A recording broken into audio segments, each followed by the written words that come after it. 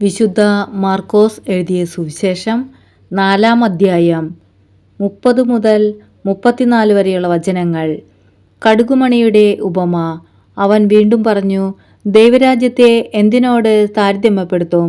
എന്ത് ഉപമ കൊണ്ട് അതിനെ വിശദീകരിക്കും? അതൊരു കടുകുമണിക്ക് സദൃശ്യമാണ്. നിലത്തു പാകുമ്പോൾ അത് ഭൂമിയിലുള്ള എല്ലാ വിത്തുകളെയേക്കാൾ ചെറുതാണ്. എന്നാൽ പാകി കഴിയുമ്പോൾ അത് വളർന്ന് എല്ലാ ചെടികളെയേക്കാൾ വലുതാവുകയും വലിയ ശാഖകൾ പുറപ്പെടുവിക്കുകയും ചെയ്യുന്നു. അങ്ങനെ ആകാശത്തിലെ പക്ഷികൾക്ക് അതിൻ്റെ തണലിൽ ചേക്കേറാൻ കഴിയുന്നു.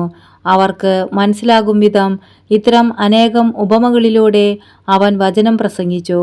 ഉപമകളിലൂടെയല്ലാതെ അവൻ അവരോട് സംസാരിച്ചിരുന്നില്ല. എന്നാൽ ശിഷ്യന്മാർക്ക് എല്ലാം രഹസ്യമായി വിശദീകരിച്ചു കൊടുത്തിരുന്നു.